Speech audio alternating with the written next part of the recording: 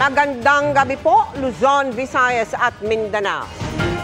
Sumalpok sa Center Island kaya tumaob at tumampas sa railing ang isang SUV sa Skyway. Nagliyab ang sasakyan habang trapped ang driver.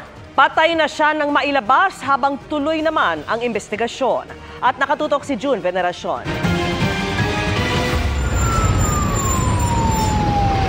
Nabalot ng usok habang nagliliyab ang isang SUV sa northbound na bahagi ng Skyway bago maghating gabi.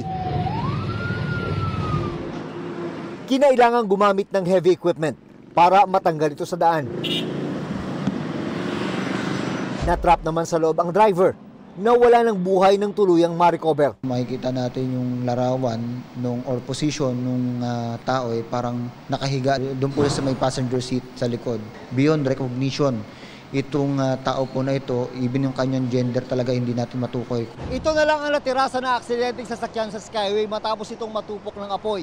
Base sa investigasyon ng PNP Highway Patrol Group, mabilis daw ang takbo ng driver bago ito sumalpok sa Center Island ng Skyway. Pagkatapos sumalpok sa Center Island, ay tumaob pa raw ang sasakyan at humampas sa mga railing. Wala namang nadamay na iba pang sasakyan. Dalawang anggulo ang tinitignan ng HPG, human error at mechanical factor.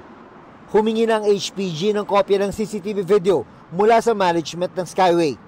Sinusubukan din namin silang hinga ng pahayag. Based sa impormasyon na nakuha natin sa security ng Skyway at doon nga po sa isang witness na bystander ay may kabilisan yung takbo nitong driver po na to. Hayaan niyo po magpatuloy pa yung investigasyon natin para malaman talaga natin kung ano yung bilis ng takbo nitong sasakyan po na to. Para sa GMA Integrated News, June Veneracion, nakatutok 24 oras.